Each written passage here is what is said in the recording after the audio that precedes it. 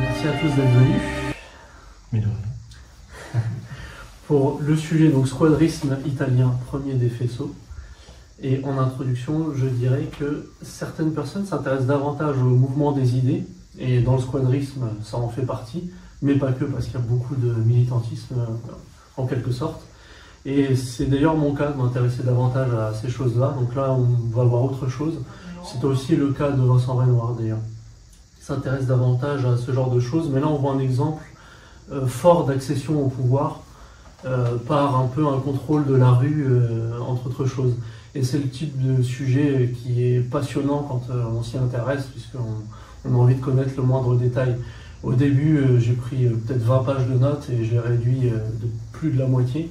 Donc je vous fais un condensé comme j'ai réussi à le faire, voilà, avec peut-être quelques sujets annexes, etc. Donc d'abord, j'aime bien définir les mots, comme ça on sait à quoi on a affaire. D'où viendrait ce mot de squadrisme? Donc comme on est en Italie, ça vient de la langue italienne, du mot squadra. Squadra, c'est l'équipe, on pourrait traduire par l'escouade. Donc en français, si on voulait traduire, on pourrait dire presque l'escouadisme, en quelque sorte. Tandis que pour le fascisme, puisque je parle de premier des faisceaux, donc on voit que c'est quelque chose qui arrive un peu avant, qui prépare le terrain, qui se mélange de tout ce mouvement-là. Donc fascisme, lui, il est tiré de faisceau. On prononce souvent fascisme parce que comme voilà, on estime que c'est un peu une importation italienne, on a tendance à récupérer la prononciation italienne. Et les faisceaux reprennent le symbole des licteurs, des juges, alors qu'il y a une haute autorité de la Rome antique, c'est la référence. Ça aussi explique un petit peu le côté faisceau d'énergie, on unit les hommes, il y a la notion de justice politique qui va avec, et voilà. Donc rien que les mots sont des drapeaux, sont des symboles, c'est quelque chose qu'on affirme, qu'on met en avant, donc c'est important d'y revenir pour savoir, commencer à comprendre ce qui le définit, pour le connaître, voilà, comprendre le squadrisme après l'Empire et l'époque, là, voilà, c'est écrit dans mon livre, comme dirait l'autre, c'est écrit dans Mein Kampf, pardon. Donc, pour résumer, cet antéfascisme, en quelque sorte, ce premier fascisme, qui peut-être est un peu distinct et le prépare, donc, ça deviendra ensuite la garde prétorienne du mouvement mussolinien, on va dire au sens large, mais ils ont quelque chose qui est la révolution permanente, la culture de la guerre, une violence paramilitaire, parce qu'on ne pourrait pas dire que c'est purement de véritables militaires, même si certains viennent de là et viennent de la Grande Guerre. La volonté d'avoir une unité patriotique et une réaction vive vis-à-vis surtout des socialo-communistes, mais aussi de un peu tout le monde à part eux, j'aurais dit. Donc pour faire un peu de sociologie d'époque, voilà, on produit du concept, on produit la culture, comme dirait le maître du Logos, si j'ose dire, LOL. Contexte pro-Grande Guerre, donc on sort de 14-18, voire c'est même 14-18 et la violence des tranchées de cette guerre qui prépare le terrain. Aussi le traité de Versailles, à la différence des Allemands, les Italiens ont officiellement gagné la guerre. C'était du côté de France, Grande-Bretagne, Russie, etc. Sauf qu'ils ont gagné très peu de parcelles de terrain et en fait ils reviennent en Italie la tête baissée. Donc c'est un gros sacrifice qui a eu peu de rendement, et même là dans le traité de Versailles, et le président Wilson aux États-Unis les provoque, veut réviser les frontières, etc. Donc finalement ça donne un point commun avec les Allemands, qui eux ont perdu la guerre et se sont fait avoir par le traité de Versailles. Les Italiens, ils ont gagné théoriquement, mais en fait, il y a cette grande expression qui revient de Gabriele D'Annunzio, la victoire mutilée. Souvent, ce sont d'anciens combattants. Ah oui, il y a pas mal de monde, on va peut-être faire une petite pause. Bah, prenez place, messieurs, c'est comme ça fait pas trop de bruit. Si le manque des chaises, vous en avez sur le côté. On coupera en montage la grosse tête de l'évêque. Non, juste derrière. Je reprends, je faisais une petite introduction. Donc on est en pleine Première Guerre mondiale. Les anciens combattants reviennent, donc ça va avoir avec l'entre-deux-guerres italien et même européen en règle générale. Et en fait un contexte un peu de guerre civile plus ou moins larvée, avec la menace du communisme comme je l'avais déjà spécifié. Et les squadristes au départ, on pourrait dire certains viennent de la gauche radicale, mais qui opèrent déjà une scission avec eux, par anti-léninisme, anti-marxisme ou des choses comme ça. Et comme eux sont d'un genre pacifiste, eux ils sont plutôt d'un genre interventionniste et guerrier, ce qui fait que ça opère déjà une première rupture radicale avec la gauche classique d'époque, démocratique, etc. Et d'ailleurs, les valeurs démocratiques avaient l'air de se marier assez mal avec ces anciens combattants et tous ceux qui étaient intéressés par cela. C'est pour ça que voilà, dans l'après-guerre, il y a eu quelques soucis sociologiques italiens. Mais c'est très riche en enseignements historiques et même pour nous, même si on a un contexte largement différent, ça peut nous inspirer. Donc j'aurai l'occasion d'y revenir. Et c'est une contribution à l'héritage italien et européen, un peu comme la révolution conservatrice allemande de l'entre-deux-guerres, où il y a peut-être moins d'unité de pensée, mais c'est assez similaire pour le cas italien tout de même. Donc un peu de contextualisation supplémentaire. Un phénomène qui s'inscrit dans l'histoire occidentale et italienne. L'unité italienne ne remonte qu'à Garibaldi, donc elle est très récente. C'est le 17 mars 1861, ils ont fêté les 150 ans il n'y a pas très longtemps. Il y avait Victor Emmanuel III en tant que roi d'Italie, il a été proclamé roi d'Italie, et on retrouvera le numéro 3 sur Benito Mussolini d'ailleurs, même un peu avant. Donc il y a peut-être un peu moins d'unité de pensée nationaliste, patriotique que les Allemands, mais ça existait déjà, et cette unité, comme elle est tardive, forcément elle est d'influence assez bourgeoise, libérale et maçonnique, sauf qu'en même temps, il y a un peu cette tendance de revenir à des principes un peu plus réactionnaires, peut-être moins présents chez les tout premiers squadristes, plus ceux de la seconde vague, mais on le verra. Et aussi, il y a ce côté, Napoléon est passé par là, les Français sont passés par là, donc l'idée gallicane et jacobine de nation moderne, etc., influence, ce qui n'est pas forcément mauvais en tout. Et pour le cas européen, donc c'est au lendemain de la Grande Guerre, comme je le disais, et fleurissent des gouvernements donc plus ou moins autoritaristes, conservateurs, ou dits totalitaristes, totalistes. Donc d'un côté, vous avez des Salazar, des Franco, et de l'autre, Hitler et Mussolini, par exemple. Donc ces régimes se ressemblent, sauf peut-être pour deux points essentiels. Les premiers sont plus réactionnaires, Salazar, Franco, pourquoi pas Pétain aussi. On cherche plus à dépolitiser les masses, finalement, et se baser uniquement sur les forces traditionnelles du pays, l'héritage en tant que tel. Alors que pour l'autre, il y a la tradition, bien sûr, on lutte pour ça, pour l'italianité, ils diront, entre autres choses.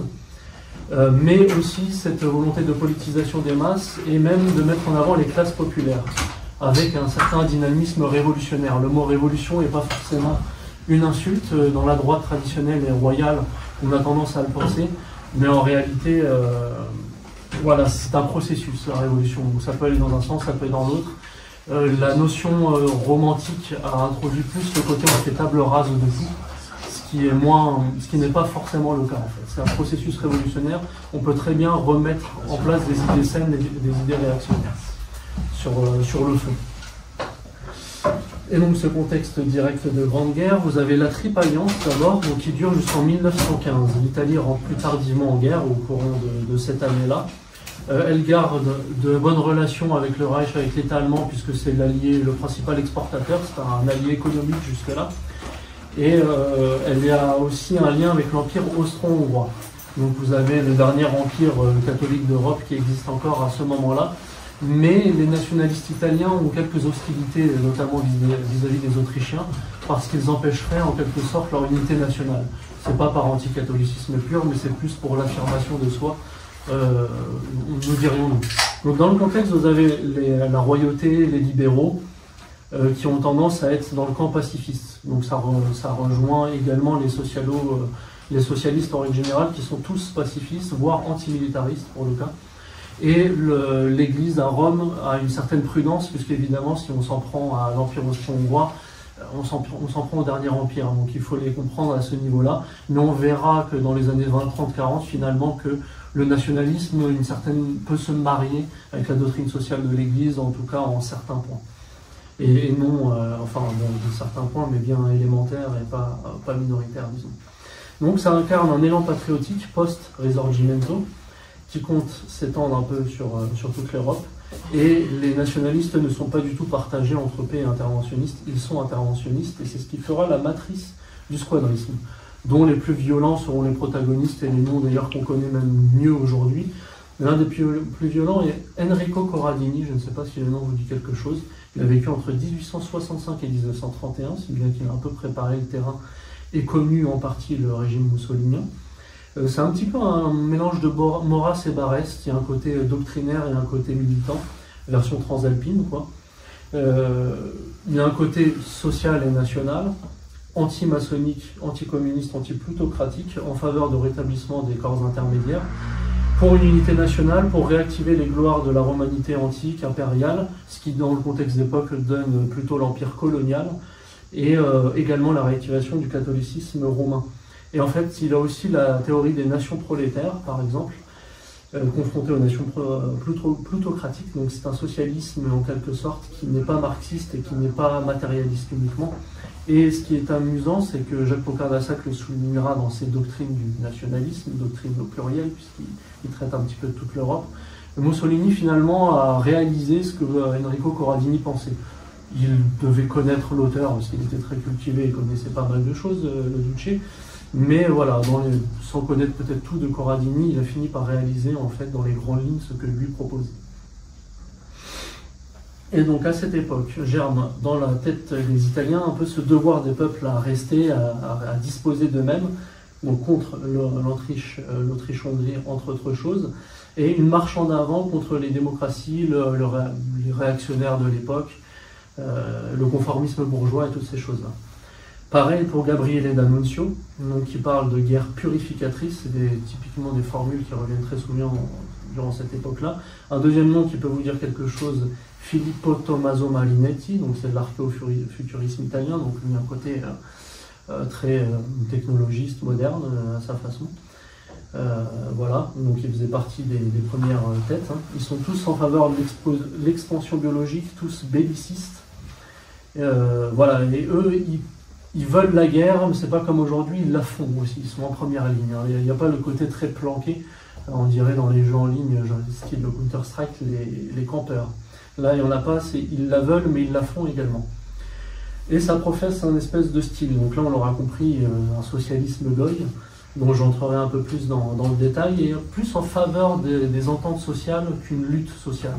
Bon, il y a quand même le côté nation prolétaire, mais pas vraiment dans le sens marxiste, on va désunir la nation sous prétexte qu'il y a des classes sociales différentes. Le nationalisme prime en quelque sorte.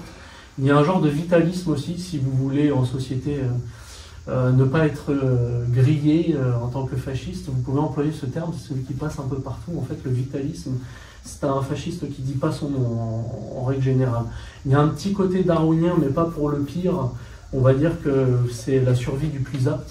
Donc il y a cette logique-là un petit peu de rechercher les meilleurs éléments, et ça leur donne un petit côté aristocratique finalement. Il ne faut pas trop leur en vouloir pour ce darwinisme relatif, hein, ce n'était pas des doctrinaires de cela, mais voilà, c'est des découvertes scientifiques récentes d'époque, donc ça pouvait susciter un certain intérêt.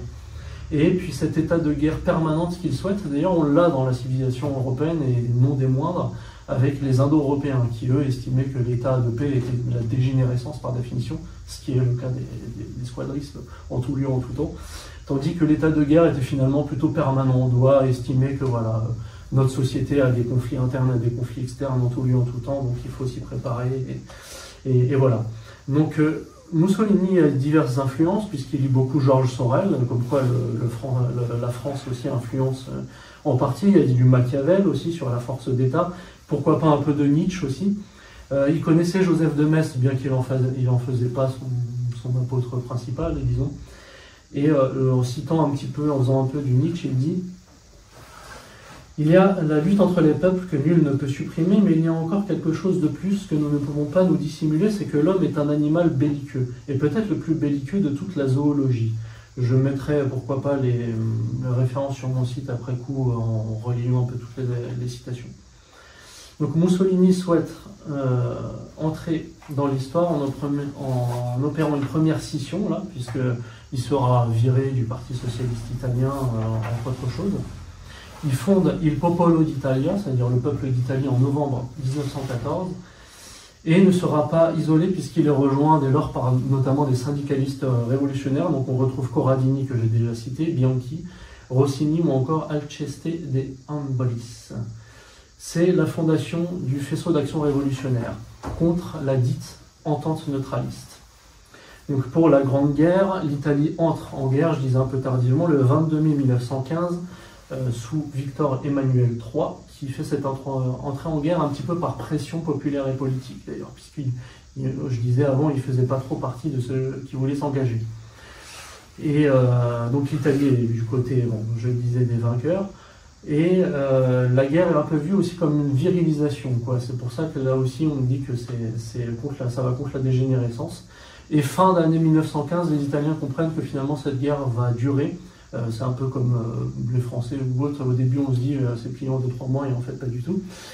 Et donc il y a quelques désillusions, etc.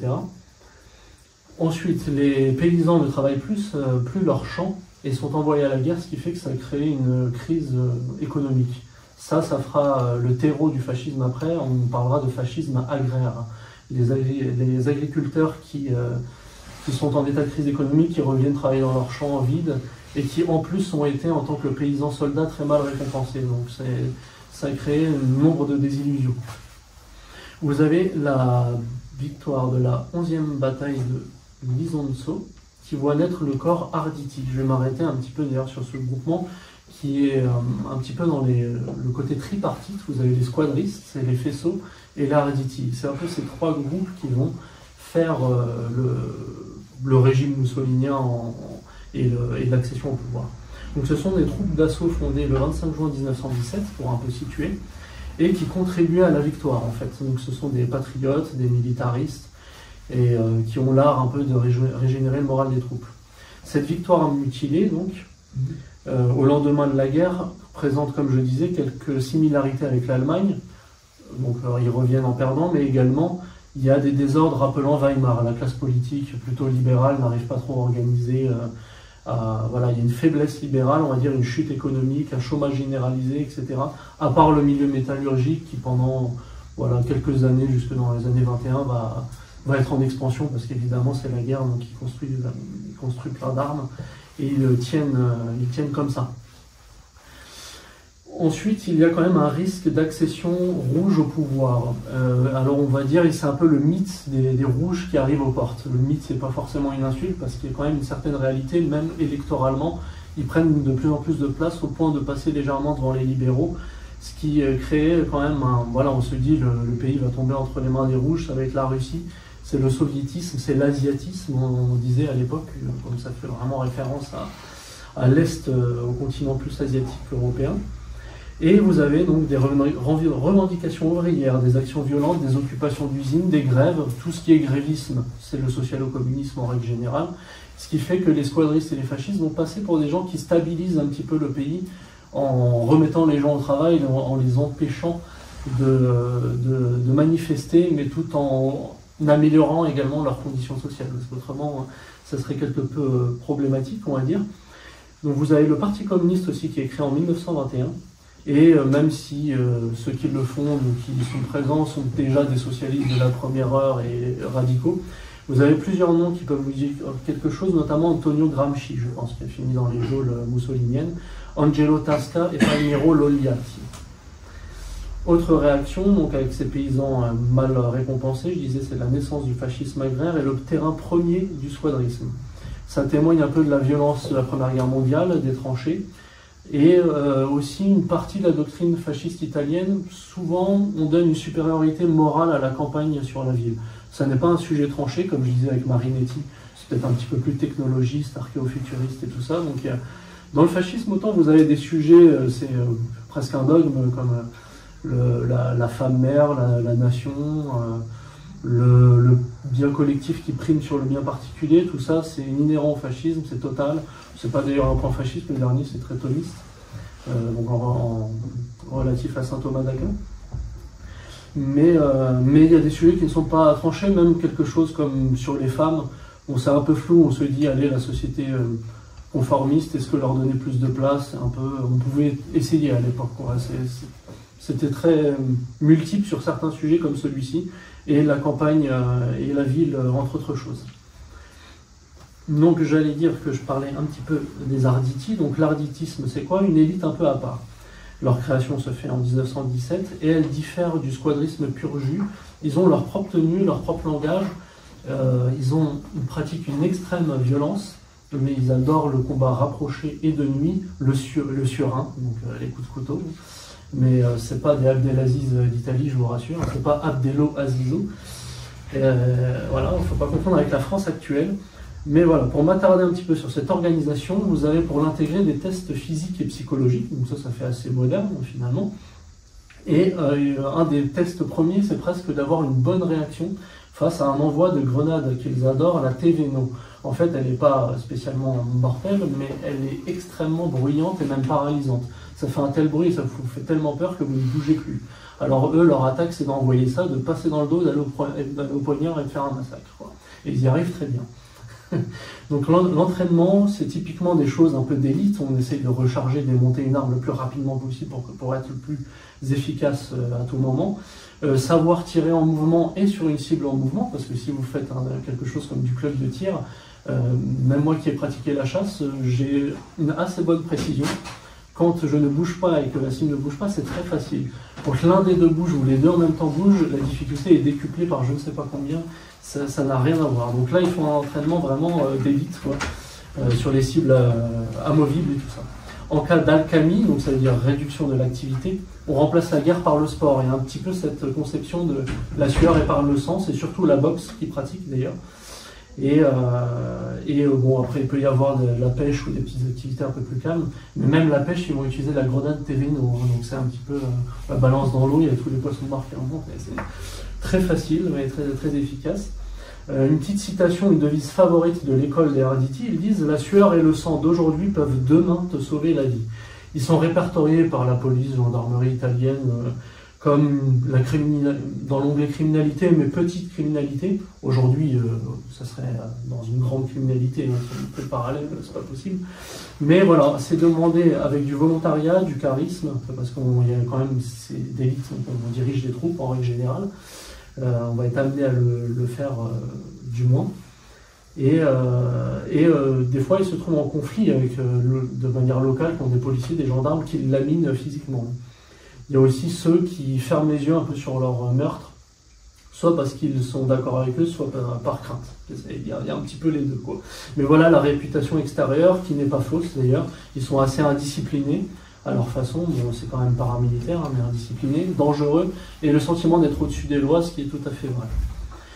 Eux aussi pratiquent l'exaltation du conflit, ils ont eu des arrestations pour vol, et quelquefois donc même les carabiniers viennent les chercher. Il y a dans le fond chez eux un éloge de la camaraderie, c'est un point commun avec le squadrisme en règle générale.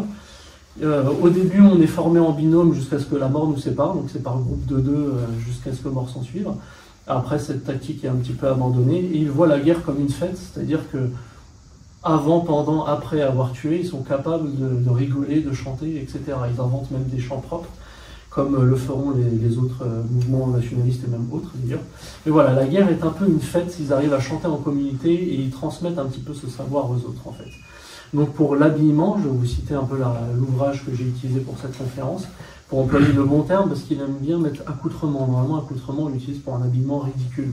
Là, c'est pas ridicule. Ils ont une dominante gris-vert et une cravate noire. Le chapeau change, puisque des fois, il y a un béret, ensuite le fez, etc. Les symboles préférés sont le glaive, donc ça n'est pas étonnant, entouré de laurier, la grenade et les flammes noires. Donc les flammes noires du fascisme, on retrouvera les chemises également. Et pour préciser un petit peu plus l'armement, au-delà des poignards et de ces grenades susnommées, il y a l'arme Mousquet 91 ou 91 TS, le point Bodéo, fusil mitrailleur Fiat 1915, les grenades et le poignard dessus. Donc voilà, tout ça pour créer confusion sur le terrain, des chocs mentaux, brutaux, et ils ont un comportement imprévisible, ce qui les rend d'autant plus dangereux. Et en politique, ils jouissent donc de cette réputation d'élite, d'ultranationalistes. Ils ont un bon contact avec les légionnaires de D'Annunzio puis Mussolini, et qui d'ailleurs les intégra dans le faisceau par la suite. Et la violence verbale, puisque c'est un parti politique quand même, des fascistes, est bien complétée par cette violence pratique des Arditi, même des squadristes. L'incendie du siège milanais de l'Avanti se fait le 15 avril 1919, parce que les socialistes italiens sont apparentés aux bolcheviks russes, donc en fait ils sont vus comme des ennemis, des agents de l'étranger, et des traîtres déracinés en quelque sorte, ce qui n'est pas tout à fait faux non plus. Et à ce moment, tandis que Marinetti déplore un petit peu déjà le fait d'avoir gagné la guerre, quoi, ils estiment que là, c'est bon, ils ont le vent en poupe, donc le temps de l'héroïsme est fini.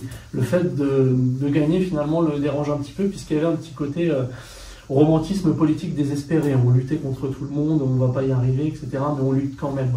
Et donc c'est un petit peu le propos de Ernest Bonsalon, si vous connaissez Les Réprouvés et l'entre-deux-guerres allemand. Il dit « La guerre est finie, les guerriers marchent toujours ». Et Mario Carli, qui est un bon nom des Arditi, puisque c'en est le chef, est un révolutionnaire constant, il était peut-être un peu plus gaucher et très radical d'ailleurs. Dans son ouvrage Neue Arditi, il écrit l'éthique de l'ardito-futuriste et il le surnomme l'aristocrate des tranchées. Il ose la formule également de gardien de la virilité guerrière.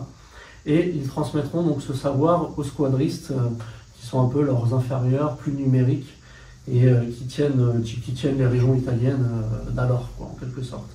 Je vous cite une référence qui va donc bien nous aider pour l'intervention, puisqu'on va bien parler de squadrisme en détail à partir de maintenant. Piazzesi Mario, qui était un jeune de 17 ans, de bonne famille, ce qui n'est pas toujours répandu. Il y a eu un engagement massif de classe moyenne, par exemple, auprès du fascisme et tous ses satellites à cette période-là. Mario Piazzesi est donc un squadriste toscan qui a rédigé un journal intime. Il a rejoint le mouvement qu'à partir de la marche sur Rome, mais il commence l'ouvrage avant et bien au-delà, ce qui nous donne un grand témoignage, d'autant qu'il n'a pas renié. Voilà. Il dit « Maintenant que les Arditi sont de retour du Fiume, nos dieux étaient rentrés pleins de dédain dans leur Olympe associatif. Nous, pauvres airs de la dérive, allions pointer notre proue vers d'autres plages. » Donc, mouvement squadriste pour traiter de ses débuts, ça commence le 23 mars 1919.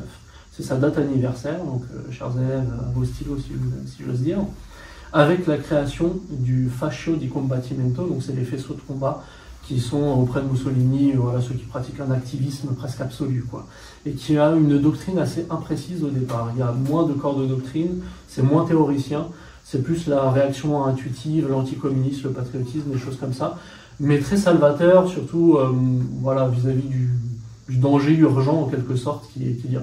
Donc on ne se dit pas réagir pourquoi, on réagit, on verra ensuite en quelque sorte, quoi. Aujourd'hui ça peut être une leçon également, puisque en termes démographiques et ratios, on veut dire c'est urgent, il y a une urgence, même si on ne la voit pas et que les gens sont mous et qu'on a du mal à faire bouger les lignes. On est dans un contexte autre, parce que là il n'y a plus l'homogénéité ethnique, mais on peut faire des parallèles. Donc cette doctrine, qui commence à prendre corps, du moins dans sa structure, on voit que le Popolo d'Italia, la revue de Mussolini, le 6 juin 1919, commence à annoncer qu'ils veulent pratiquer des réformes sociales et même créer une milice. On trouve déjà des plumes, Marinetti, Mussolini bien sûr, donc toujours un petit peu les mêmes noms, le fondateur du futurisme, qui est aussi parmi les chefs squadristes très violents, et Mussolini, le socialiste radical devenu interventionniste à partir de là, qui est le glissement premier, l'anti-léninisme, qu'il voit comme Lénine comme un faux agent du prolétariat en quelque sorte au départ. Et en fait, c'est un petit peu ce constat de dire l'ordre n'est plus dans l'ordre, alors on va le faire revenir, quoi. On va remettre un peu d'ordre, un peu de stabilité dans la nation, mais sans exclure le fait d'employer la violence. Donc on pourrait se dire, est-ce qu'en tant que chrétien cela est praticable? Et quand on voit certaines thèses thomistes, on pourrait se dire que oui. Typiquement, quelqu'un qui propage des hérésies fait plus de mal à l'âme que le corps, ce qui est supérieur, c'est la forme et non la matière, ce qui fait qu'on pourrait techniquement l'empêcher de parler, même par des voix fortes. Et également, il y a des thèses qu'il peut propager, telles que le tyrannicide ou des choses comme ça, donc on peut dire que cela n'est pas condamné d'avance. Et ces squadristes, même les fascistes, compensent le faible poids électoral qu'ils ont, surtout au départ, par cette brutalité. En fait, ils l'emploient comme un outil pour avoir une force politique locale, tenir les rues, les manifestations, des choses comme ça. Donc vous avez une bonne réalité de terrain, un idéal éthique propre, on a un côté littéraire là-dedans. Le groupe veut absolument se distinguer des autres Italiens de l'époque, de la masse, dans les années 1910, 20, 30, en règle générale, et c'est un peu un fascisme en éternelle action. L'éloge de la révolution et de la guerre quasi permanente, d'ailleurs la guerre est assimilée à la révolution elle-même au final. C'est leur romantisme anti-décadent qui faisait indo-européen, comme je disais. Donc pour revenir à ce témoignage squadriste d'ailleurs, c'est un peu son journal, un document dans l'histoire et un des rares qu'on a, donc c'est intéressant de s'y plancher. Il n'avait que 17 ans, il était de bonne famille, Et plus tard, durant les années du régime, il rejoint le GUF, qui est le groupe universitaire fasciste. Il finit sa vie au Mexique, mais il communique avec l'historien Renzo De Felice, italien, ce qui permet de nous laisser ces traces-là, qui sont importantes. Donc pour se pencher sur le style de vie des squadristes, dans les grandes lignes, je l'avais un peu mentionné déjà, patriote, anticommuniste, un idéal de vie de soldat, le mythe du danger politique immanent, immédiat, donc typiquement la bolchevique, vus comme des agents moscovites qui ruinent l'enracinement italien, etc. Et en quelque sorte, le faisceau d'éditeurs s'oppose au fossile à la fossile et au marteau.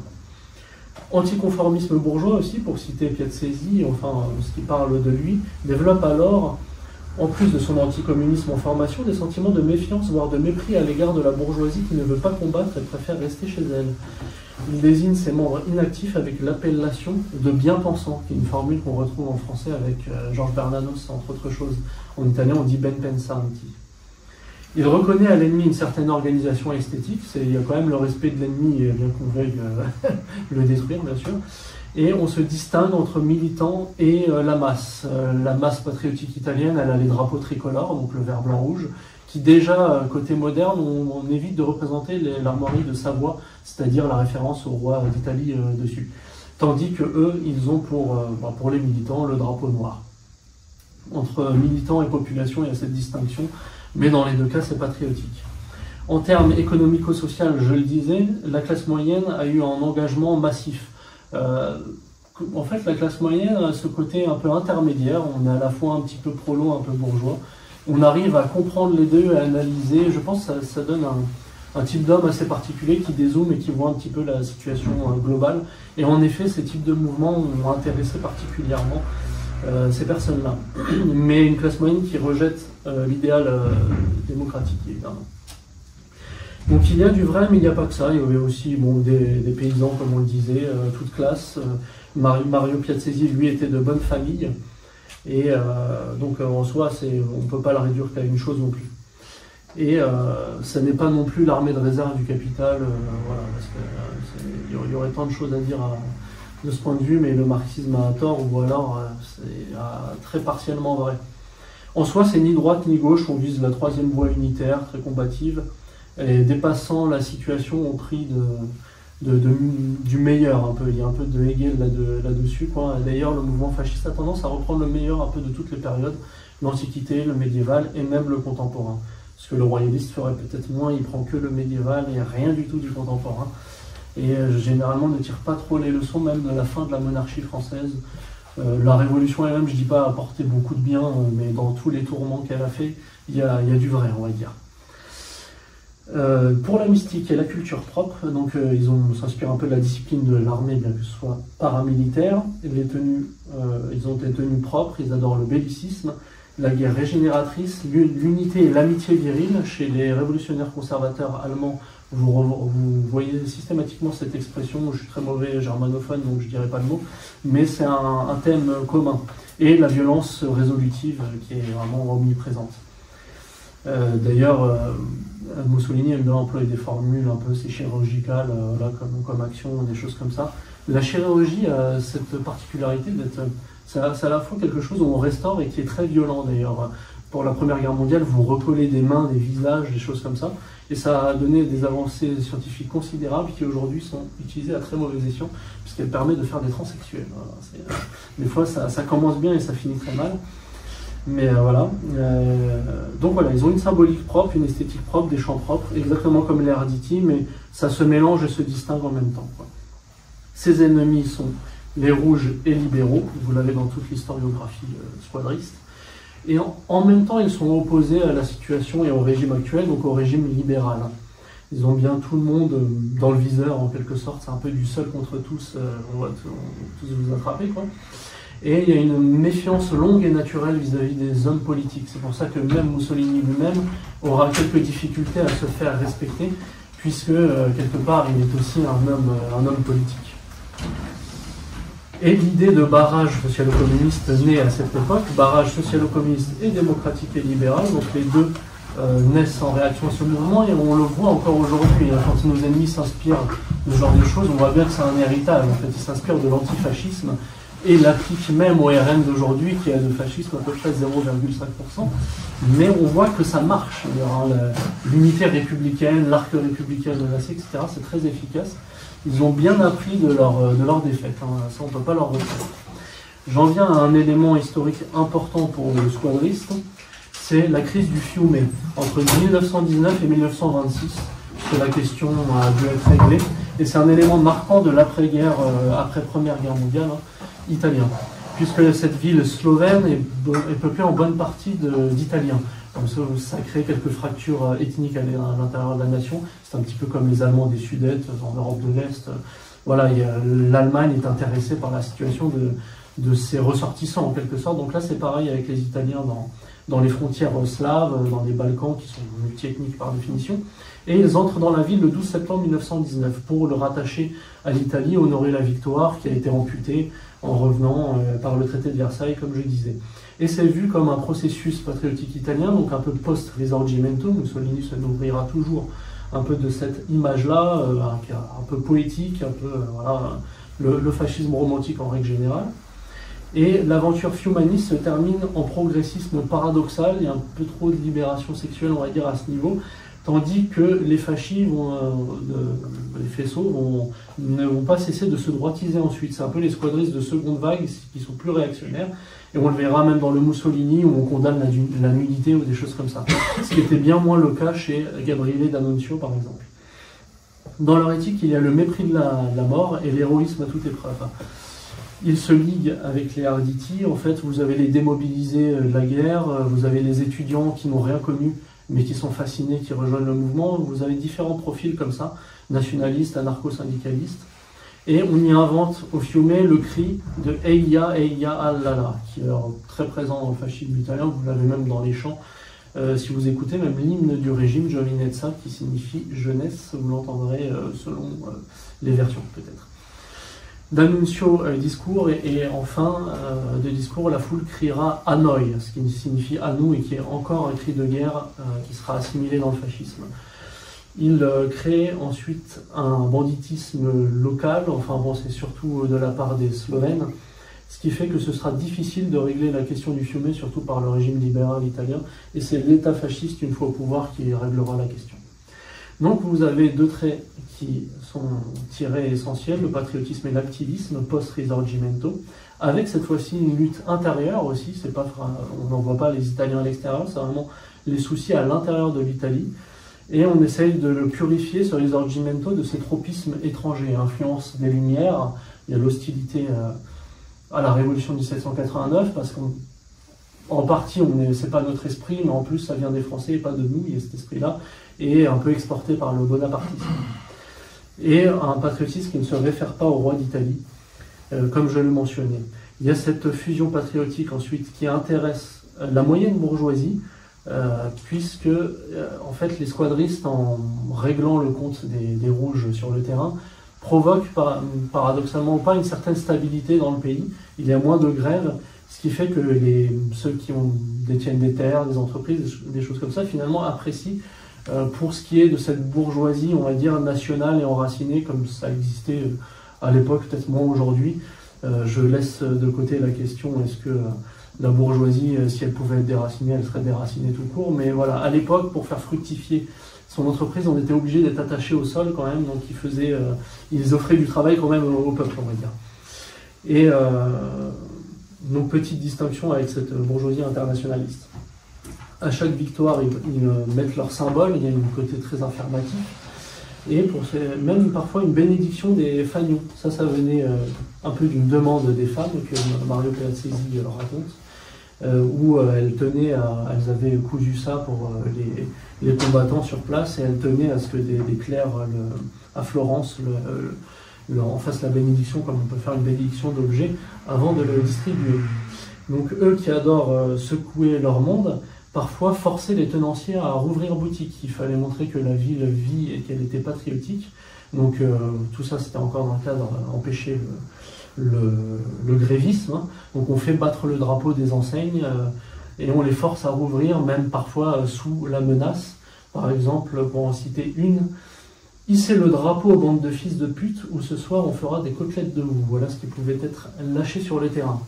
Marinetti, dans la revue Anti-Europa, c'est dans les années 30, mais elle était faite pour s'exprimer un petit peu sur ces moments-là, voit avant tout dans le squadriste un artiste qui descend dans la rue sans hésitation pour, je cite, foutre une raclée aux branleurs et flinguer à tour de bras pour la défense et l'exaltation de la patrie. Piazzesi a conscience à l'époque d'être pris dans un vortex, mais pour le bien, c'est-à-dire il sait que, c'est pas qu'il est manipulé, mais il n'a pas trop de pensée, il est pris dedans, et il aura même quelques hésitations personnelles devant la vue de la violence, de ce que fait l'ennemi au corps humain, et même ce que fait ses camarades au corps humain. Quand le régime italien réactive le squadrisme et en fait l'éloge, c'est un peu comme la société, c'est unilatéral. Le squadriste est toujours à fond, à 300%.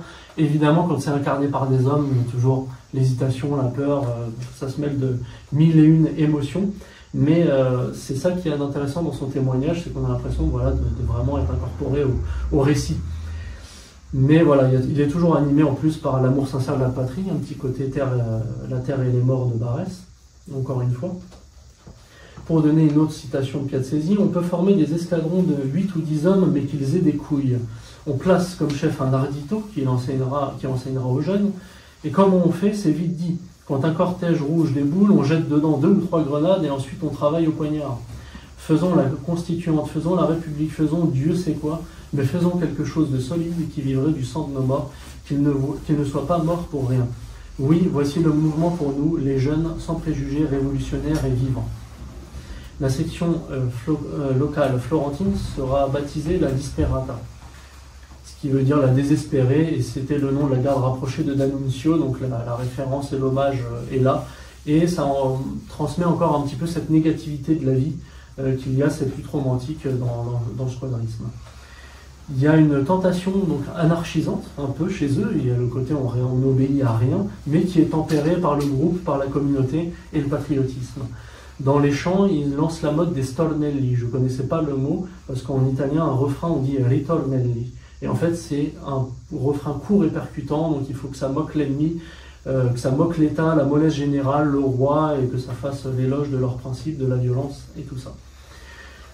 Dans le cas donc, de la violence, de la mort, du martyre de la cause, pour donner un peu d'éléments pour le contexte, ils sont pour les plus maximalistes, dans une situation de guerre civile, et il y a un côté fétichisme des armes de guerre, évidemment, qui étaient les armes de chasse avec lesquelles ils ont fait la dernière guerre.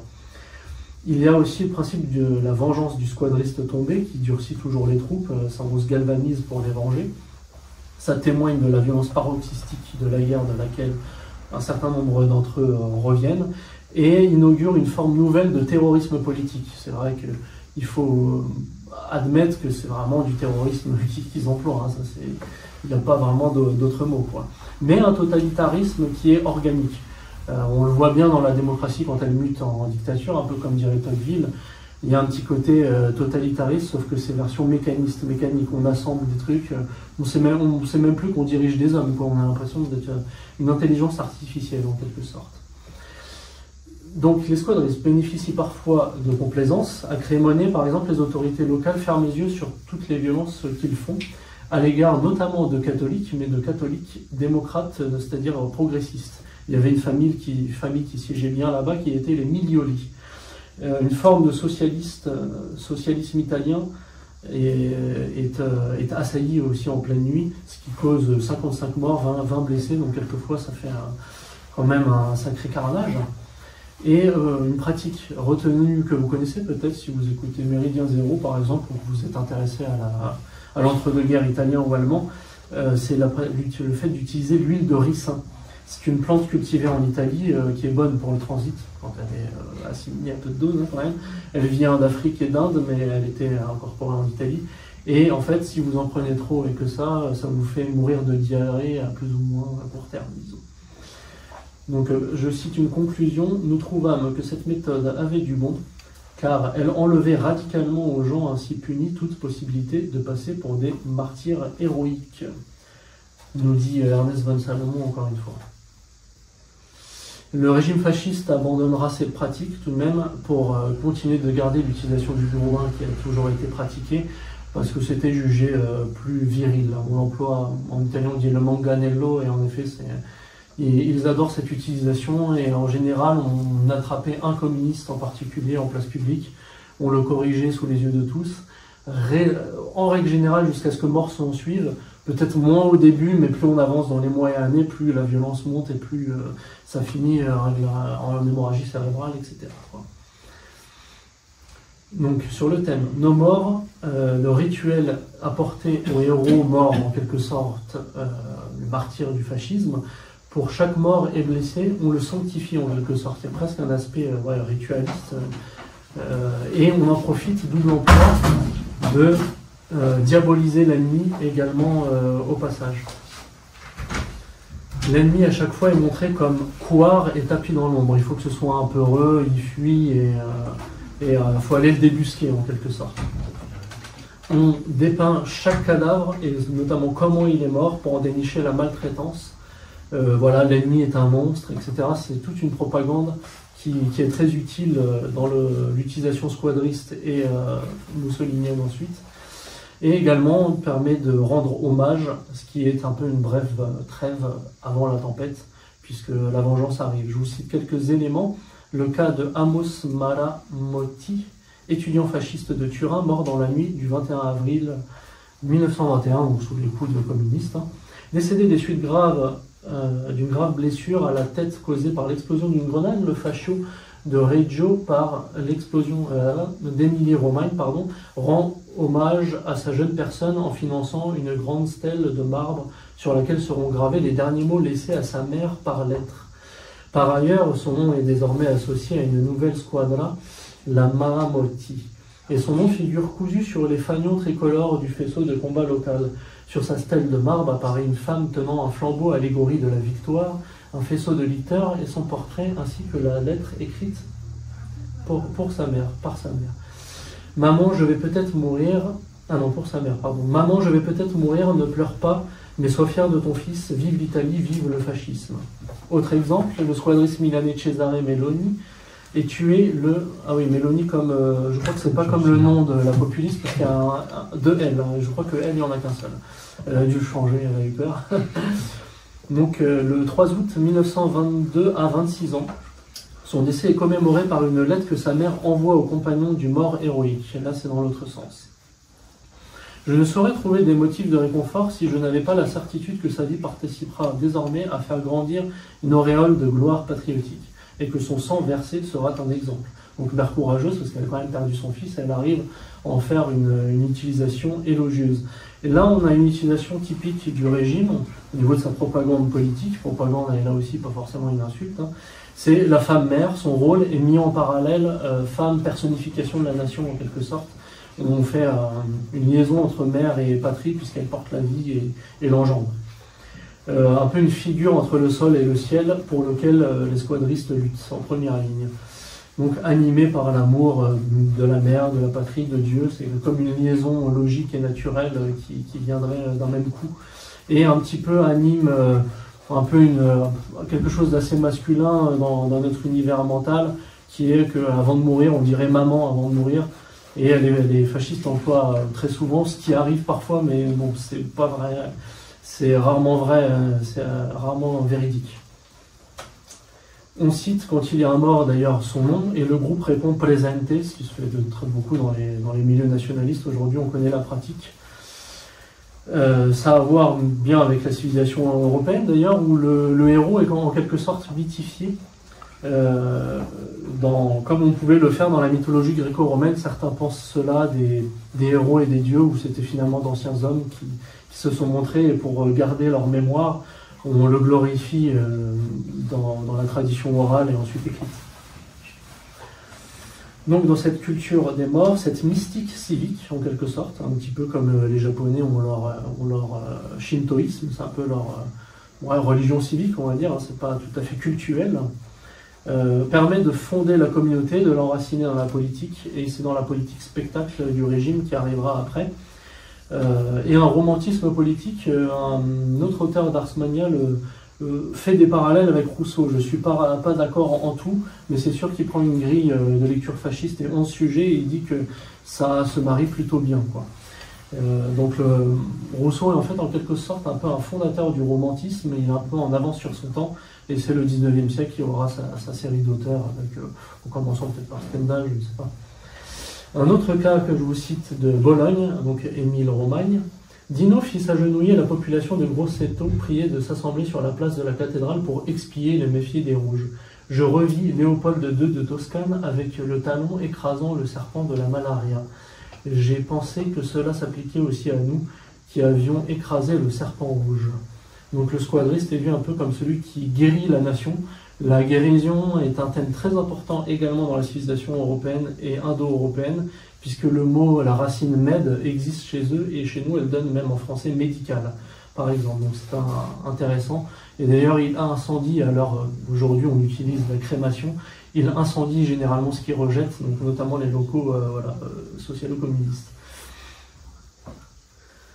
Les monuments aux morts sont érigés et une nouvelle vision du sacrifice qui continuerait en fait après la Première Guerre mondiale. Et la différence là aussi du royalisme, où en général la guerre est pratiquée par une élite et des aristocrates qui sont formés pour et qui la font. Là tout le peuple y participe, mais on le légitime un petit peu dans le sens où la nation jouerait son identité dans une guerre et que par là chaque membre en est concerné dans l'absolu, ce qui est vrai. Après, c'est un peu moins professionnel et le massacre se retrouve un petit peu plus numérique, on va dire, ça c'est sûr. J'en arrive à l'arrivée du fascisme aux manettes, donc l'avènement, pour faire un petit zoom dessus, pour savoir comment ça va se passer par rapport au squadrisme. Mussolini, bon, il y a tout un jeu politique, il refuse un poste de ministre d'abord. Le roi finit par lui donner une autorisation de former le gouvernement. Le 30 octobre, il se présente au roi en chemise noire pour ne pas contrarier les squadristes pur jus, et notamment les RAS, les RAS, on appelle ça comme ça, les chefs locaux du squadriste, qui tenaient telle ou telle région italienne et qui la dirigeaient localement. Mais il revêt les vêtements protocolaires pour se rendre au palais du Quirinal où il dirigera. Après la marche sur Rome, le contrôle de Rome, en fait, c'est on contrôle cette ville, la capitale en particulier, qui est plus une intimidation qu'un coup d'État violent, mais qui ouvre les portes du régime. Et alors on lance l'expression « o Roma o la morte », donc « ou Rome ou la mort ». Sous-entendu, toutes les autres grandes villes d'Italie doivent nous suivre dans la péninsule à partir de maintenant. Piazzesi n'est pas idiot, il prophétise la fin du squadrisme, puisque maintenant le squadrisme n'est plus un truc de rue, on a le pouvoir. Donc ça rebat un peu les cartes à partir de là. C'est pourquoi on distingue un peu fascisme mouvement de fascisme régime. Certains le distinguent peut-être trop à l'excès. Et le fascisme régime né à San Sepolcro. Donc on parle de San Sepolcrisme pour parler du début du corps politique moussolinien en quelque sorte. On le voit dans Renzo De Felice qui en parle, lui, il distingue vraiment radicalement les deux, on va dire. Le premier fascisme est ultra-révolutionnaire, peut-être un peu plus progressiste et gaucher d'ailleurs, selon les tendances, et il va être ménagé et avorté à ce moment précis, justement parce qu'on va arrêter toute forme de manif, toute forme de violence squadriste, et que pour faire revenir un petit peu la paix, la stabilité, vous voyez Mussolini au pouvoir, et il se légitime aussi parce que ça va se calmer sur le terrain, le jeu, un petit peu moins de guerre civile larvée et tout ça. Donc une double normalisation. Il y a une fin de la subversion en règle générale, on met fin à la terreur des chemises noires, donc pas que aux socialo-communistes, et cela rassure la population et même les classes plus supérieures, notamment le milieu politico-financier, puisqu'il se dit une vie économique va enfin pouvoir redémarrer, les gens vont retourner au travail et tout ça. Et une acceptation de l'autorité un peu royale aussi, puisqu'elle n'a pas été totalement annihilée, comme elle a ouvert les portes. Mussolini s'entoure de 4 hommes sûrs et méritants, qui ont été un peu déçus de cette normalisation, mais qu'on retrouvera un petit peu durant toutes les années du régime. Italo Balbo, il était employé notamment dans la guerre de colonisation avec la Libye, Michele Bianchi, Cesare Maria De Vecchi et Emilio De Bono. Mais Benito donc malmène le squadriste. Il meurt en se normalisant puisqu'il faut une paix sociale. Le fascisme pouvoir va se distinguer et petit à petit se donner un corps de doctrine particulier. mais il va subsister en partie et nous allons le voir. Au début, vous avez évidemment des rebelles squadristes, c'est-à-dire qui continuent les expéditions punitives et ne veulent pas écouter les pactes un peu de pacification, quoi. Donc nombreux sont ceux qui font marche arrière, ne soutiennent pas le régime et le voient comme une trahison à ses départs. En fait, ils ont un idéal révolutionnaire constant, donc il n'y a pas besoin d'incarner un pouvoir politique selon cette tendance-là. Et évidemment, Mussolini a un relatif compromis avec les puissances traditionnelles du pays, la royauté, bon, pas trop les autres partis politiques, mais l'Église catholique, pourquoi pas. Donc il calme le jeu un peu avec toutes les structures traditionnelles du pays en règle générale et les grandes entreprises. Donc voilà, comprendre un peu dans le sens un peu statu quo, on va dire. Donc vous avez des révoltes locales, celle de Roberto Farinacci par exemple, qui fait partie des plus radicaux et qu'on retrouvera un petit peu après. Il a 600 fascis à Bologne qui le suivent, et ce pacte de pacification qui date du 3 août 1921, il ne le respecte pas. Également d'autres grandes figures, on va dire. Et en plus, ces RAS, en fait, veulent conserver en quelque sorte leur pré-bande, c'est-à-dire que ce sont des chefs locaux, ils sont un peu chefs de bande dans telle ou telle région, ils n'ont pas trop envie de céder leur pouvoir, en quelque sorte, au régime moussolinien. Donc le régime condamne ces actes, mais en fait qu'à titre formel, il ne va pas vraiment condamner physiquement, juridiquement ceux qui le pratiquent. Et pourquoi? Parce que finalement, ils ne vont pas déplorer ces effets. Tous ces ennemis politiques sont détruits, puisque les squadristes continuent de s'en prendre au rouge sur le terrain. Donc les squadristes pratiquent une dictature par le bas et renforcent le futur régime moussolinien. C'est pour ça qu'il y a une dialectique, même si Mussolini malmène les squadristes violemment à ce moment précis. Et dans le paysage électoral pris par les libéraux, les radicaux, vous avez des noms aussi, Nitti, Giolitti et ces gens-là, et même le parti populaire de l'époque, qui vient du père Don Luigi Sturzo. Donc c'est la démocratie chrétienne, parti officiellement catholique et tout ça, mais qui sont un peu influencés d'idées progressistes, puisqu'ils ont parfois un discours étrange de Jésus-Christ ouvrier, quoi. Enfin un petit côté charpentier prolétaire, c'est presque le premier des marxistes et tout ça. Donc ces démocrates chrétiens, ils sont un peu appréciés par les papes. Benoît XV a tendance à les défendre. Pourquoi? Parce que les milieux ouvriers n'entendent parler que d'athéisme de la part des marxistes. Donc ça permet de diffuser un peu l'enseignement de Dieu et de l'Église dans les classes ouvrières et populaires. C'est pour ça qu'il y a eu un soutien avant le conflit définitif avec Saint-Sulpice, par exemple. Après, il y a des thèses comme le peuple souverain qui sont tout à fait condamnées. Donc combattu par Benito également, parce que ce parti démocrate est assimilé à la gauche et aux socialo-communistes également, ce qui n'est pas tout à fait à tort. Les paroles rapportées par le journaliste Raoul de Nolva dans son livre Mysticisme et l'esprit révolutionnaire du fascisme dit, pour parler des squadristes de la deuxième vague, donc qui arrivent, nous aimons le catholicisme, déclare l'un d'entre eux précisément pour ce qu'il a de plus contraire à l'esprit moderniste. Nous adorons donc le dogme, l'intolérance, le syllabus, l'index, l'inquisition, le bras séculier, Saint-Dominique, Philippe II, le duc Albe, Ignace de Loyola, Torquemada, le Sonderbund, la révocation de l'édit de Nantes et la nuit de la Saint-Barthélemy. Donc post-risorgimento, comme je le disais, nationalisme, mais avec des éléments finalement plus réactionnaires, surtout pour cette seconde vague. On règle le conflit de la question religieuse, puisque le risorgimento s'attaque au pape, l'enferme, etc., est anticatholique, est très maçonnique. Là, on fait toujours cette unité italienne, il y a toujours le nationalisme et le patriotisme, dans une version organique et plus chrétienne, disons, sans qu'elle soit directement cléricale d'ailleurs. Le régime interdira la franc-maçonnerie d'ailleurs, et en donnant 5 points divers, et notamment celui de, il y a un passage vaine et sa prétention de vouloir détruire l'Église catholique ou des choses comme ça. Donc toutefois, continuation, dedans vous avez beaucoup de chefs locaux du squadrisme plus gaucher, comme je disais, qui peuvent ici ou là être francs-maçons par exemple. Et c'est l'héritage un peu de Garibaldi et Mazzini. Et il reste un garibaldisme, un mazzinisme dans ces mouvements-là. On est quand même un siècle après la Révolution, il n'y a pas de raison qu'il y ait des restes avec l'Empire napoléonien qui a un peu diffusé tout l'esprit des Lumières en partie.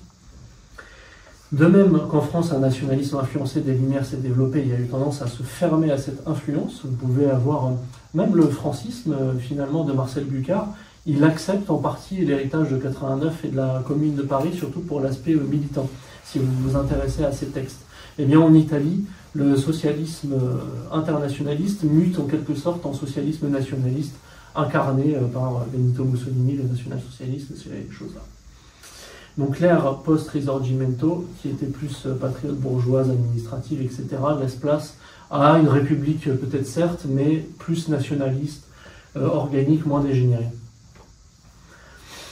Cela dit, le fascisme lutte contre ce squadrisme qui est dicté comme maximaliste, puisqu'il voit aussi un petit peu le bien commun. Dans le fascisme, vous avez le décisionnisme, qui est donc, on violente un peu l'ordre normatif pour faire entrer quelque chose, et ensuite il y a un peu de normativisme, c'est-à-dire de conformisme, il faut quand même une règle morale, on se comporte de telle façon en société, et cette règle morale, ne serait-ce que le patriotisme ou des choses comme ça, est en quelque sorte obligatoire. Donc il y a un petit peu les deux, et Mussolini va incorporer un petit peu de normativisme en quelque sorte, une unité morale qui est plus haute. Et ce décisionnisme sert finalement, comme dirait Joseph Merel, à rénover les élites.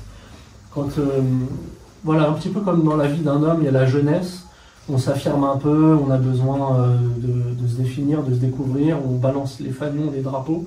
Ensuite, il y a la maturité, l'homme adulte, donc là, on est un peu plus assuré, on pense mieux, on a sa doctrine. Ensuite, là, il y a la vieillesse, avec la vieillesse, la sclérose. Oswald Spengler, dans son analyse, dit pour les sociétés, c'est un peu pareil. Vous avez un régime, au début, vous êtes jeune, les squadristes affirment leur drapeau partout. Ensuite, le fascisme régime vient, c'est un peu plus mature. Et si on ne rénove pas le principe, on risque de dégénérer en sclérose. Donc, ce décisionnisme est fort important.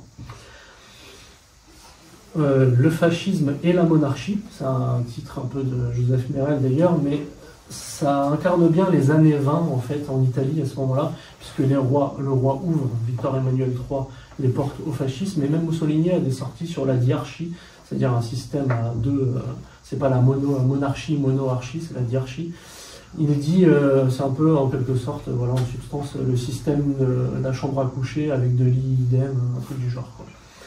Viendra d'ailleurs un serment de fidélité qui en quelque sorte fait allégeance en partie à la nation italienne, à la monarchie, à l'église. Et cette dictature sera progressive en fait. Dans les années 20-30, vous avez les partis politiques qui ne sont pas supprimés, qui s'opposent voilà, dans leurs réunions et discours et au Parlement au fascisme frontalement, bien que le Duce soit chef de l'État. Donc entre 1922 et 1926, vous avez des partis adverses qui s'expriment encore, un antifascisme absolu, etc. Et donc cette année est une année un peu, ce sont des années d'audace fasciste. Vous avez 400 000 militants avec une nette majorité d'anciens et d'actuels squadristes qui occupent les centres-villes. Quand Giacomo Matteotti, plus à gauche, est tué, c'est la violence antidémocratique qui a atteint des paroxysmes. Et ça vient ternir l'image du Duce qui finit par même admettre qu'il a un peu fait la demande d'un tel acte. Voilà, le 10 juin 1924, il assume. En 1926, il a la création de l'OVRA, police du parti, nationale et même européenne, un petit peu comme la FBI américain et la CIA internationale. Là, vous avez la version un peu internationale, et c'est un début de marche vers cette route totalitaire qui, au début, en fait, est moins effective, moins précise. La violence squadriste atteint des niveaux paroxystiques, on emploie la mitraille, toutes sortes de choses, et de nouveaux venus sont séduits encore par l'anticommunisme, entre autres choses. Dans les méthodes d'action, ça reste la même chose, donc pas de trahison finalement vis-à-vis vraiment du fascisme régime, et le fait de cette dictature par le bas, dans la rue, fait mûrir l'idée d'une dictature totale en fait. Là aussi, totalitarisme n'est pas forcément une insulte, c'est le fait de prendre en compte la totalité du bien commun et de la société, donc ça peut s'entendre de diverses façons.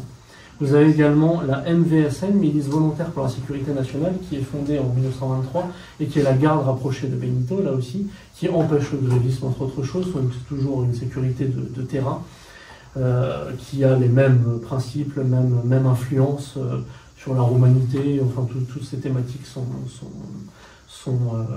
présentes. Il y a même Mussolini, quand dans les années 30 il se rapproche d'Hitler, il va reprendre un petit peu aussi les thématiques racialistes qui sont bien moins présents dans les années 20 en Italie. Donc il parle à partir de là de race aryenne et méditerranéenne, par exemple, pour faire référence aux Italiens. Et là, d'anciens squadristes donc, déplorent toujours cette situation en disant moins de politicaillerie et plus de lutte. Carlo Carini, consul de la Légion milanaise, dit, en exprimant son désarroi vis-à-vis du PNF, Parti national fasciste, et si au lieu de déverser des litres d'encre, nous pouvions prendre en main le manganello, le gourdin, combien de bonnes choses pourraient apparaître? Donc, petite distinction là entre fascisme et squadrisme. Bon, bien sûr, le régime n'a jamais été très compatissant. Hein, il faudra faire le même travail avec le cas allemand, combat pour Berlin. Là. Il y a eu de nombreux d'armes qui étaient stockées et qui siégeaient au parti fasciste italien. Aujourd'hui, vous ne pourrez pas faire 1% de ce qu'ils ont fait, mais il y a eu des saisies. Hein, il y a eu je vous passe un peu tous les événements durs ou quoi. Donc, distinction entre les deux, révolution politico-culturelle et anthropologique, non émancipatrice, moins progressiste pour le fascisme, animée du mythe de la guerre, ça c'est toujours prêt à se battre, idéal pour la patrie et tout ça, sauf que l'état de guerre est un petit peu plus en suspens. On fait appel aux forces vives de la nation, la lutte politique souvent militaire, donc là pour le coup, rien ne le distingue trop du squadrisme, sauf que le squadrisme va avoir un mode d'application plus violent et pas de politique politicienne, sans compromis. Voilà, c'est finalement plus sur la forme que ça se distingue. Et on retrouve la définition tardive du fascisme, comme quoi ça a pris énormément de temps à prendre corps, tellement c'était plus intuitif. Dans l'encyclopédie italienne, on la retrouve en 1932, ou encore le petit livret très connu de Doctrine du fascisme 1935, rédigé de Mussolini lui-même. Vous avez un mot de Stanley Payne qui disait en 88, je cite, « Le fascisme est une forme d'ultranationalisme révolutionnaire en faveur d'une renaissance nationale basée sur une philosophie vitaliste, structurée par un élitisme fort, une mobilisation des masses et un Führerprinzip. Le fascisme accorde une grande place à la violence comme moyen et fin à l'appropriation par chaque individu des valeurs militaires. » Sauf que le squadrisme est inquiet de cette récupération politique, la dénaturalisation, la normalisation, etc. Et quelle transmission au régime moussolinien. Donc nous allons le voir, on se rapproche d'ailleurs de la fin, les choses vont un petit peu s'accélérer, on va revenir un petit peu à plus d'actualité. Le squadrisme à l'international, vous avez un exemple avec le cas de la guerre civile espagnole, donc c'est-à-dire entre 1936 et 1939, puisqu'il n'y a plus de guerre sur le sol italien, tout est en quelque sorte pacifié, sauf que là, on va pouvoir réactiver cet esprit belliciste pour l'événement, et donc ça démontrait, selon les squadristes, une permanence de cet esprit qui en effet perdure dans du moins les arcanes du fascisme durant les années de régime. Donc les troupes italiennes également apportent le soutien à Franco. Il faut savoir que Franco, lui, il a pu remonter en Espagne. Ceux, notamment Cato-Tradi, qui adorent Franco, il faut leur dire ça, sans Franco, pas de Hitler, parce que là, vous leur laissez une quenelle maximaliste. Il était au Maroc, Franco, d'ailleurs, il est d'origine de la Galicie, c'est un peu portugais hein, d'origine. Lui, il l'était. Il était au Maroc et l'allié italien local, l'allié local est l'italien, sauf qu'il ne pouvait pas l'aider immédiatement dans l'urgence. Il ne pouvait pas remonter en Espagne et c'est l'Allemagne qui a apporté un soutien direct parce que Franco a eu un contact hispanique et hispanophone qu'il a naturalisé espagnol carrément après chez les Allemands côté régime. Et c'est Hitler qui, constatant que le Saint-Empire romain germanique, entre autres choses, et l'Espagne n'ont jamais été en guerre, et que Franco était prêt à respecter son engagement et à lui faire un retour, il lui a pris le double de ce qu'il a demandé Franco. Et donc il a pu arriver à temps, gagner la guerre civile et arriver au pouvoir. Donc ça c'est un élément très important à connaître dans le livre de Pierre Maximin. Je crois que c'est un Belge qui a été dans la SS, qui est catholique, qui a rédigé ça. Surtout sur l'encyclique Minbrennender Zorge, mais il traite un peu de tout le contexte, disons. Donc le combat contre les subversifs reprend, il y a le danger socialo-communiste, certes, cette fois là-bas, en Espagne, à l'international, donc ça fait un nouveau terrain où se développer en dehors de l'Italie. Donc l'Italie devient alliée de l'Espagne révolutionnaire, des forces réactionnaires de Franco, on va dire, de même que l'Allemagne ou l'Empire japonais, par exemple. Je vous cite Squadristi in Spagna, ce qui veut dire les squadristes en Espagne, de Asvero Glavelli, sous sa plume. Il cite d'ailleurs quelqu'un d'autre qui dit Il est tellement vrai que l'œuvre pratique du squadrisme continue avec les mêmes moyens et les mêmes cadavres, les mêmes squadristes révolutionnaires. La même mort a été trouvée dans les contrées et les campagnes d'Espagne. Le même cri révolutionnaire surgit des bouches couvertes de sang, nos fanions et nos flammes, celles des sections, se lève encore une fois. Guadalajara fut une marche sur Rome remportée haut la main. Les ennemis pour la vie et pour la mort, toujours les mêmes, squadristes et communistes, se retrouvent face à face, encore une fois. Ce ne sera pas d'ailleurs la dernière fois.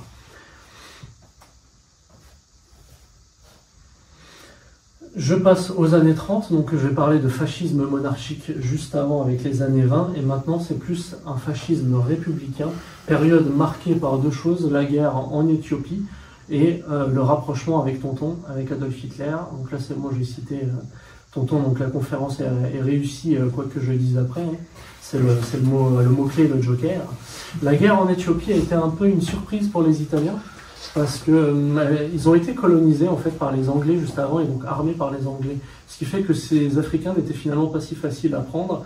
Il y a un peu de squadrisme, on pourrait dire là-bas, parce qu'ils ont pratiqué et réussi à gagner du terrain, surtout parce qu'ils ont pratiqué le terrorisme militaire également. Donc ça fait partie de ce contexte des années 30. Il y a toujours cette dépendance tripartite dont j'ai parlé au début, les faisceaux, les escouades et l'arditisme. Et le désir romantique de la guerre refait surface durant ces années-là.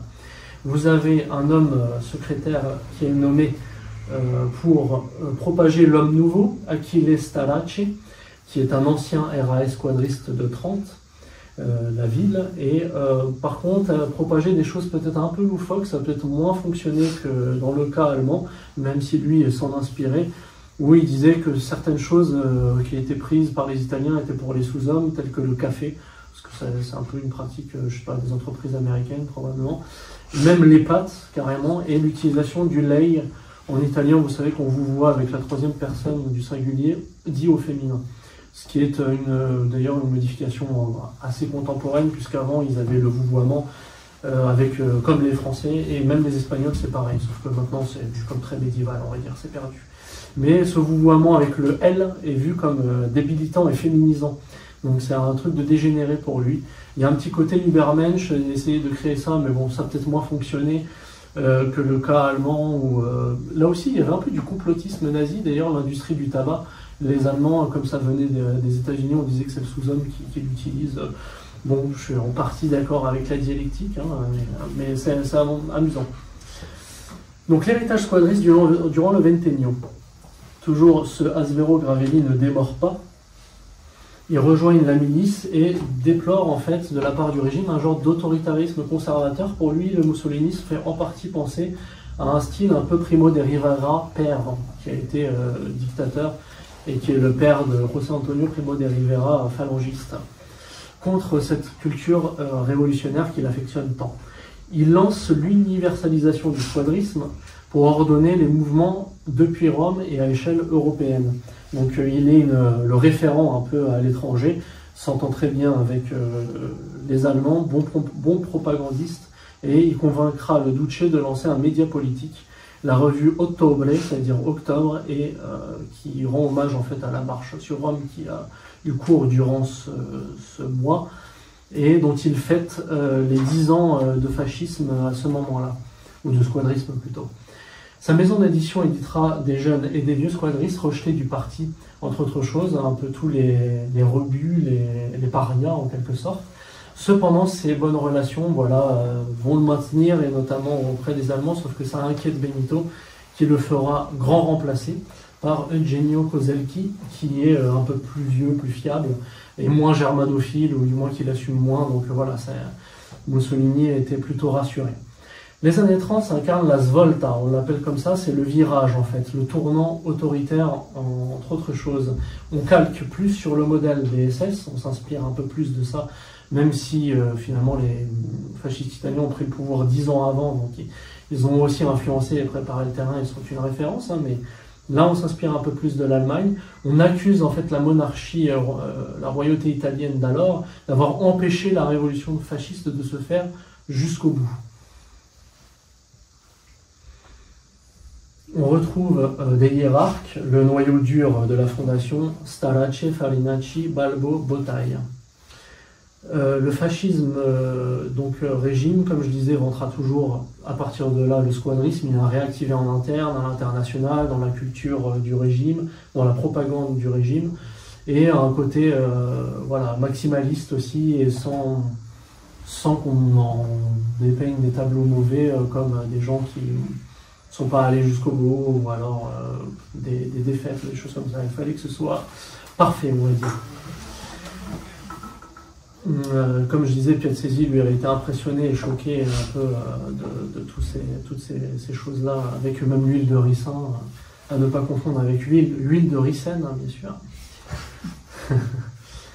Le fascisme de Salo, ensuite, arrive, donc là c'est la République, ça sent le roussi, ça sent la fin, c'est entre 1943 et 1945. À 19 voix contre 7, Mussolini est destitué dans la nuit du 25 juillet. D'ailleurs, il y avait quand même un consistoire fasciste donc qui maintenait, je dirais, une démocratie, enfin, version élitiste, hein, certes, mais notamment dans la guerre en Libye, il perdait ses partisans, Mussolini. Ça lui a causé pas mal de tort dans le temps. Et le chef des armées, maréchal Badoglio, est nommé. Bien qu'affilié officiellement encore au Troisième Reich, il ménage les troupes alliées et signe avec le roi l'armistice de 1943. Ce qui inquiète les Allemands, donc ça pousse la Wehrmacht à envahir encore plus au sud de l'Italie, donc ils prennent la ville de Naples par exemple. Mais l'armée allemande, là aussi, ça sent la fin, ça sent le roussi, elle ralentit. À partir de 1943, on n'a plus assez d'essence pour faire avancer les tanks. Donc a priori, on n'en a plus assez aussi pour faire brûler les corps, mais ça c'est un autre sujet. Et voilà, donc par cette inquiétude, on voit qu'il y a une accélération et en même temps du côté allié, du côté de l'Axe, pour nous, aux Français, ça sent un peu le roussi. Donc Mussolini est ressorti des geôles ensuite. Il dirige principalement le nord de la péninsule et il est plus affilié à l'Allemagne. Et plus que jamais, à partir de ce moment-là, il revient un petit peu à ses premières amours, à ses premiers principes. Si bien que même Maurice Bardèche, dans Qu'est-ce que le fascisme, il dit c'est sa période préférée, lui. Donc les promesses anticapitalistes, le saint-sépolcrisme, le fascisme des départs, je me sens trahi de tous, donc voilà, je fais la guerre à la plutocratie jusqu'au bout, c'est eux qui m'ont trahi. Il rejette un peu tout, mais pas le catholicisme qui reste quand même religion d'État dans les statuts.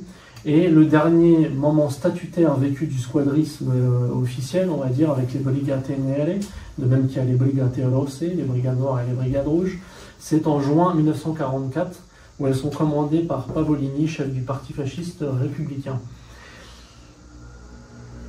Donc pour dresser un petit tableau résumé, on sort de la Grande Guerre. Au début, c'est à l'intérieur de l'Italie dont on fait l'éloge du combat. Ensuite, ça repart un peu à l'extérieur. Durant l'entre-deux-guerres, c'est encore un peu l'intérieur, l'anticommunisme, etc. Extérieur, avec les années 30, le cas de l'Espagne, pourquoi pas la colonisation, et la Seconde Guerre mondiale également. Et de nouveau, donc là, c'est plus des violences extérieures. L'inspiration un peu de l'Allemagne, il y a même les lois raciales contre le métissage, l'hymne italien Facetta Nera, la tête noire, qui peut être un peu interprété comme une assimilation romaine, etc., et supprimé. On passe à autre chose ici. Et, il y a aussi l'Érythrée, où l'Italie est passée. Alors, l'héritage italien là-bas, ça ne doit pas être très, très haut. Hein. Je crois qu'il n'y a même pas 5% de la population qui aura appris la langue. Et ensuite, le grand retour à l'intérieur de l'utilisation du squadrisme contre la résistance et la subversion, puisque reviennent les alliés, les libéraux, les communistes, les juifs, les francs-maçons, les Américains, entre 1944 et 1945, donc les ennemis de toujours encore face à face. Vous connaissez la suite, hélas, donc défaite militaire allemande, violente dite épuration mal choisie, parce que c'est rendre plus pur normalement. Là, on a épuré les monts. Et les hauts dignitaires du fascisme sont exécutés, pendus à des crocs-bouchés comme Benito Mussolini, entre autres choses. Vous avez la rencontre internationale des matérialismes qui gagne la guerre entre Staline et Roosevelt, retrouvée officiellement, non pas que je propage la thèse de Glosy, Hitler qui a fui en soucoupe volante en Argentine, etc. Mais ils se réunissent tous deux sur la dépouille de Tonton. Donc voilà, là ça incarne un peu la fin officielle du régime. Alors, qu'est-ce qu'il en reste après-guerre, on pourrait se dire, dans le cas italien et plus largement à l'international? Vous avez les années de plomb, qui ont aussi leur ventennio, ça dure 20 ans, comme le régime moussolinien, entre 1968 et 1988. Donc c'est marqué surtout par une série d'attentats dans une Italie d'après-guerre qui a du mal à retrouver sa stabilité également, et qui est divisée radicalement entre tendances politiques que nous avons un petit peu aujourd'hui, pour faire des parallèles. Après, comparaison n'est pas raison, mais de plus en plus les jeunes votent pour les partis radicaux, qui soient de gauche ou de droite, même en France, et ça du coup représente une certaine instabilité. Ça n'a rien à voir avec, bon, il y a l'ère d'internet, du numérique, moi je suis à la fin, hein, de toute façon. Désolé. Donc voilà, le lot d'attentats, intense répression étatique, là les libéraux ne se laissent plus faire. Il y a une addition de mouvements étudiants, mauvaise insertion bis, la stratégie américaine, je ne parle pas de la CIA et tout ce qui s'en passe, voilà, les mafias, tout ce que vous voulez, donc des attentats tels que Piazza Fontana à Milan, qui marquent le début officiel, on va dire, attribués à l'extrême gauche au début, à l'extrême droite ensuite. 78, vous avez l'enlèvement et l'assassinat de Aldo Moro, ancien Premier ministre et dirigeant de la démocratie chrétienne, par les Brigades Rouges. 1980, attentat de la gare de Bologne, là une des attaques les plus meurtrières, également attribuée pour le coup aux néo-fascistes, on dira. Pour ces dernières décennies, vous avez donc aujourd'hui un relatif héritage. Déjà, on pourrait s'en inspirer à titre littéraire et d'héritage politique pour les militants, et aussi sur cet aspect, comment sont-ils arrivés aux affaires, puisqu'ils ont réussi à prendre le pouvoir de cette façon. C'est riche d'enseignements. C'est un non reproduisible à l'identique, surtout en France, j'ai envie de dire, sauf accumulation de catastrophes financières, géopolitiques gravissimes et tout ça, avec la nouveauté du cosmopolitisme auquel on doit faire face aujourd'hui. Donc c'est réactivable dans l'absolu, mais dans un autre contexte. On imaginerait des créations de milices populaires locales ou des choses comme ça pouvait exister même au Moyen-Âge d'ailleurs, à sa façon. La situation de guerre qui peut revenir en soi et retrouver des valeurs viriles. Vous avez en plus un exemplaire répétitif, contrairement à la Reconquista espagnole qui, elle, se fait de façon mijotée sur 8 siècles, des choses comme ça. L'équivalent allemand au squadriste, ce sont les corps francs, si vous voulez vous y intéresser, donc c'est de ce côté-là qu'il faut regarder. Aujourd'hui, à part des figurines après Dapio et des groupes militaires peut-être obscurs, ça n'est pas évident de voir des gens qui aiment ça. La nouvelle droite, là c'est peut-être la plus prisée sur le sujet du squadrisme en tant que tel, pour l'esthétique, la culture, des choses comme ça. Ça ne manque peut-être pas de panache parfois quand les Casapans a pris d'assaut un bâtiment romain, vous savez, dans lequel ils siègent, ou des choses comme ça. On salue l'effort, c'est intéressant. Un petit peu de vitalisme, on va dire. Aussi dans l'architecture, pourquoi pas, des traces dans les villes, notamment Rome, la chapelle votive de Gênes, dédiée aux martyrs fascistes qui existe et qui a été inaugurée en 1927. Voilà, mais toujours est-il, dans les périodes de décadence, un peu comme disait Evola, il n'y a pas grand-chose à faire, il faut attendre que ça s'effondre et vous agissez au bon moment, on va dire. Donc dernière page, et je vous libère, promis aux organisateurs, désolé d'être trop bavard, je ne sais même pas combien de temps j'ai parlé. Mais...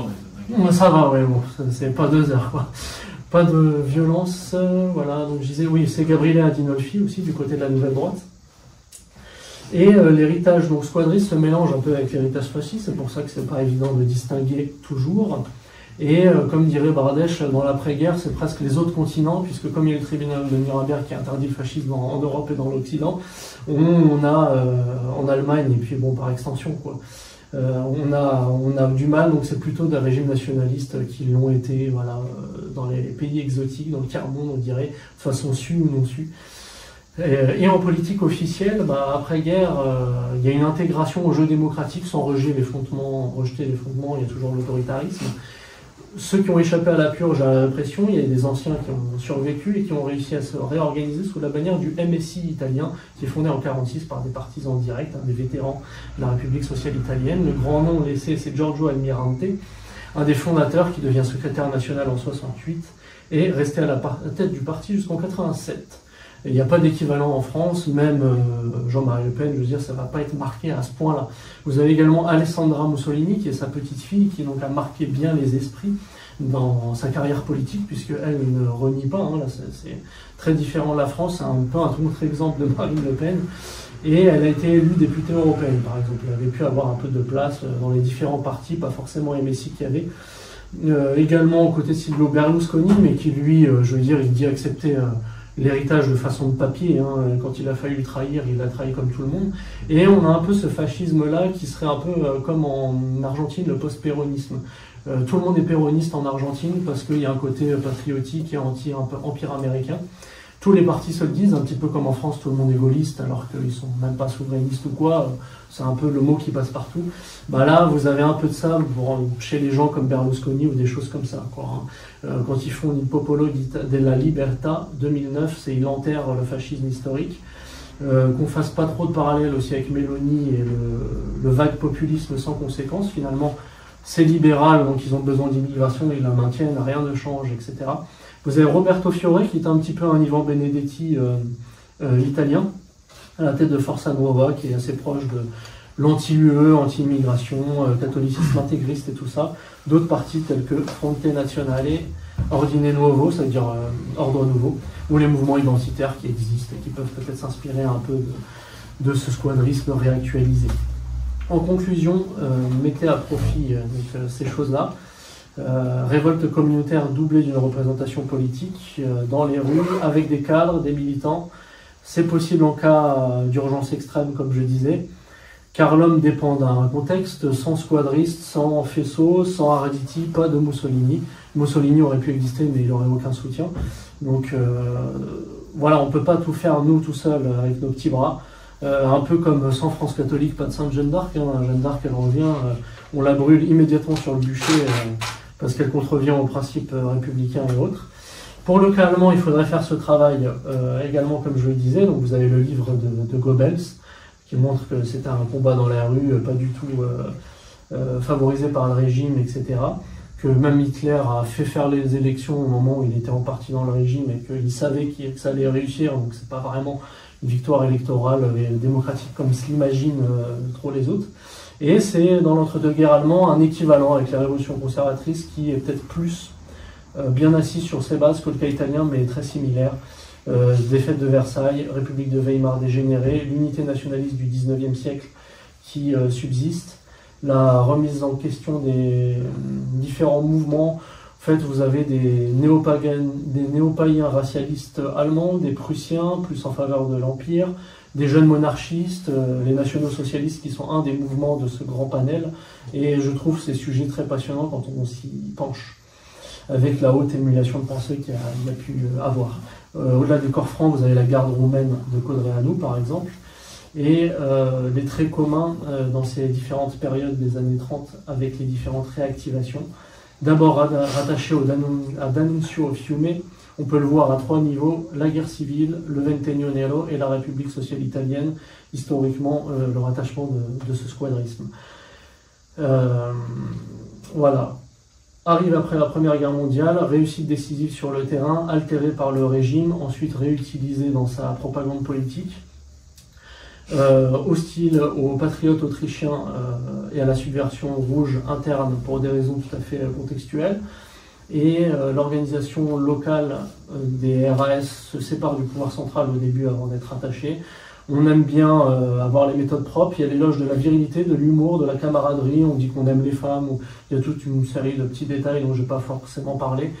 C'est ultranationaliste, provincial, familial, et voilà, un peu socialisant de tous bords. La frange radicale du squadrisme est vraiment réactivée en 1943, comme on l'a vu, et le Ventennio se distingue donc de son origine première, le glissement vers le fascisme monarchique, puis il revient avec le fascisme républicain, s'oppose à Victor Emmanuel III et toutes ces choses-là. Et ça donne une apparente dichotomie, donc de vouloir à la fois un ordre nouveau très révolutionnaire, avec des éléments un peu plus réactionnaires et traditionnels, en comparaison des squadristes, du moins c'est la critique que font les squadristes. Il ressort que c'est un mouvement plus paramilitaire que militaire, qui avait des valeurs qui ne s'emboîtaient pas dans la démocratie égalitaire d'alors. La référence littéraire sur laquelle j'ai pu un peu bâtir la conférence, c'est désolé, c'est l'édition Arsmania, donc c'est pas loin de Christian Boucher-Double, hein, donc autant dire que les ouvrages sont assez chers là-bas et que ça finance une messe noire et des sacrifices d'enfants, donc faites attention à cet achat. Je plaisante, enfin à moitié. Ça s'appelle Prolégomène à une étude de la culture politique du squadrisme. Isvan Lesno, le nom de famille. Donc merci de m'avoir écouté, désolé, enfin je vais pas m'excuser, mais si j'ai pris pas mal de temps, quand je me lance je suis assez bavard, mais bon autant, je vous assure c'est un tableau assez résumé, mais bon, ça parle un petit peu de tout, et je conclus donc la conférence sur 3 mots les plus nécessaires, Menefrego.